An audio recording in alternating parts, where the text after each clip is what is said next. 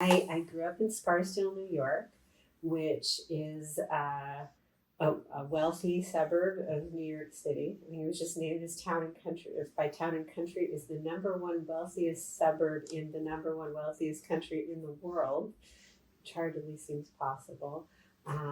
But my parents were both academics, and I, always had very high academic goals. So worked really hard, and then got a ton of support from my parents, from the counselors at Scarsdale High School, from a private SAT prep company, and ended up going to Harvard.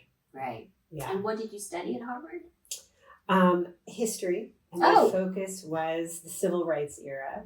And that was really what inspired me in a big way to turn sort of inclinations that I'd always had about justice into action. I interviewed for a project a man named Robert Moses, who had led Mississippi Freedom Summer in 1969, registering voters in the South. Amazing. And at the time that I interviewed him, he was an algebra teacher in Boston, running something called the Algebra Project. And I said, well, how did you go from civil rights to teaching algebra? And he said, access to higher education is the next phase of the civil rights movement. Wow. The legal barriers are down. And he believed that the biggest barrier to inner city kids going to college and achieving higher education was math skills. And algebra he saw as a particular stumbling block. So he decided to do that. And I said to myself, well, if higher education is the next phase of the civil rights movement, I'm in. I can do that. So what did you do with that information?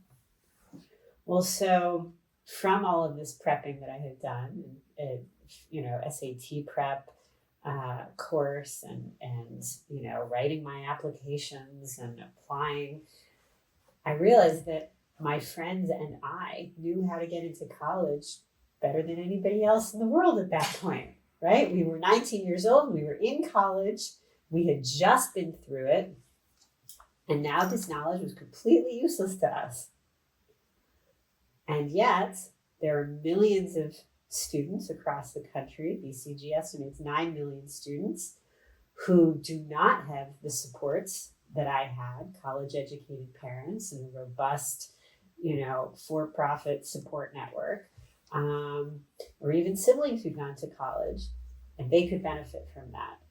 So I went home the summer after my sophomore year and got together a group of my old debate team friends from Scarsdale, and we started offering free SAT preparation in a church basement in Mount Vernon.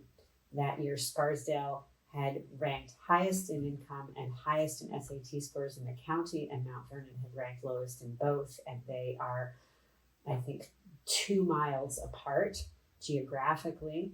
And so it was easy to bring resources from where they were to where they were needed. Went from a club, how it turned into a nonprofit. Sure. So that first summer we basically just offered what we knew how to do. We illegally photocopied Kaplan books, and we tried to offer the same thing that we had received. And we ended it with a potluck supper and panel discussion, and invited admissions officers and financial aid officers from some of the area colleges to talk to the families about the rest of the college process. And we're so inspired by that summer of 35 students and 15 coaches in this church basement that I brought it with me back up to Cambridge in the fall. And started it as a club at Harvard, again connected with the church in Roxbury, Boston. And the pastor said, look, there are many ways to serve God, And he said to his students, I want you to skip praise choir and go to this college prep class because you need to make the most of your lives. And so I was running that.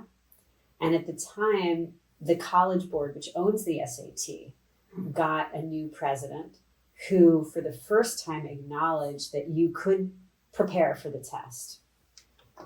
And in fact, you needed to, that you wouldn't go to a marathon without having trained. And so he came to see our program sort of miraculously and said, this is genius that you have millions of college students who have this knowledge and you take the resources and bring them to kids who need it in that exact moment. And he said, I want to replicate this all over the country. Wow. How many students did you have in that initial group in Boston? Again, it was probably 30 to 40. And of that group, how many of those students went on to college? It's a good question. I think at that stage, we weren't doing a lot of data tracking. Now, our tracking is very robust. We're finding that more of our students go to college directly after high school than even high-income students.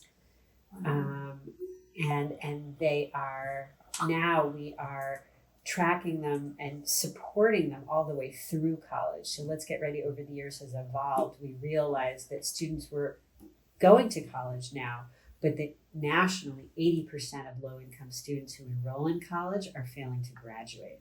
And they leave, they drop out with debt, and are in some cases arguably worse than if they hadn't gone.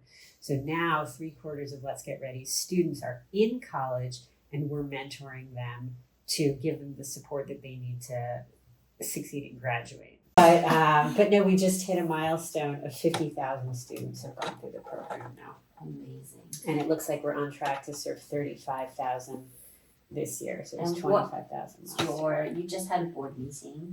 What's your vision going forward? Can you talk about that? I think the vision is for systemic change.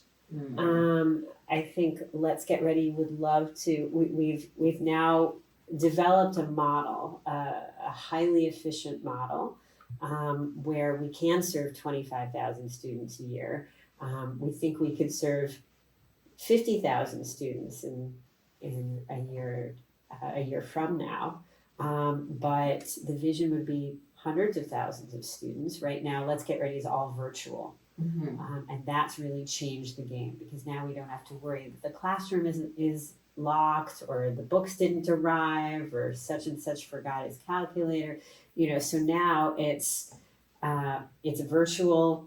It can be anywhere. We're reaching students that are very hard to reach in rural communities, for example, where there has never been access to this kind of thing. Now they can have students from all over the country providing them support and guidance and mentoring. I think my leadership style has probably changed from the time that I was 22 to 26 years old watching Let's Get Ready to now I'm a mother in my mid-40s and much more mellow and empathic, I think. But organically, probably the authentic and the inspirational leadership. I think people need to be inspired. It's easy to go through life being used to things and being used to the temperature of the water and just going through our daily tasks. We make choices for the better good of society, right? Which is obviously what Let's Get Ready has done for thousands and thousands of students. Thank you. So how do you feel about those? All those things sound wonderful to me. That sounds great. What am I good at? I don't know.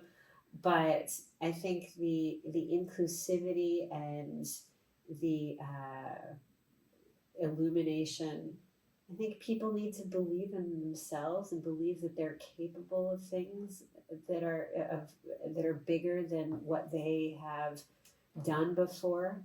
and calling out their strengths. I mean, the world really beats us down. Like, there's so many forces in the world telling you that, kind of stay in your lane, play it small, like just go about your business. To believe that you can have an impact and that the strength that you have to call those out and to help somebody understand how those strengths, whatever they are, can make an impact, and then show them that impact and let the flywheel take hold, is pretty neat. I mean, I think all of these college students didn't realize that they had this extraordinarily valuable resource and talent and understanding. They didn't even know that these were useful skills anymore. Right? Like, oh, I know how to take the SAT. Whoopee for me. Well, actually, like whoopee for somebody else. Whoopee for right? That's a big deal. You can change the world with that.